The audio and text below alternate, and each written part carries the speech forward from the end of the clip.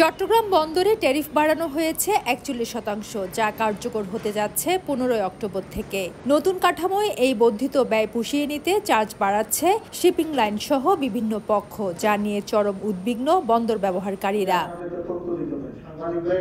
রোববার দুপুরে চট্টগ্রাম নগরের একটি হোটেলে সরকারি এমন সিদ্ধান্তের বিরোধিতা ও প্রতিবাদ জানাতে সর্বস্তরের ব্যবসায়ীদের ব্যানারে সমন্বয় সভা অনুষ্ঠিত হয়।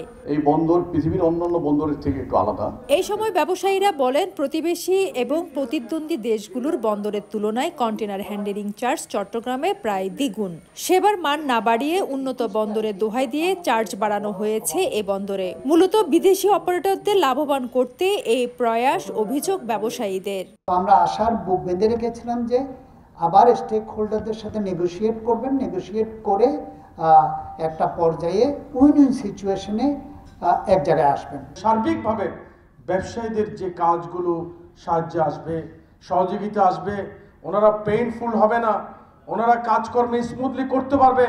কি কাস্টম বলেন, বন্দর বলেন, বিভিন্ন জায়গায় শিপিং বলেন, বাত অপারেটর বলেন, প্রত্যেকটা জায়গায় যাতে কোনো ধরনের টেনশন ফিল না করে সে পরিবেশ আমাদেরকে করে দিতে হবে। ব্যবসায়ীদের মতে, বিভিন্ন দেশ বন্দর ব্যবহারকারীদের সঙ্গে আলোচনা করে চার্জ সমন্বয় করে, অথচ এখানে হয়েছে উল্টো। দেশের অন্য বন্দরে না বাড়িয়ে কেবল চট্টগ্রাম বন্দরে ট্যারিফ বাড়ানোর অর্থ এ বন্দরকে বন্ধ করে দেওয়ার চক্রান্ত।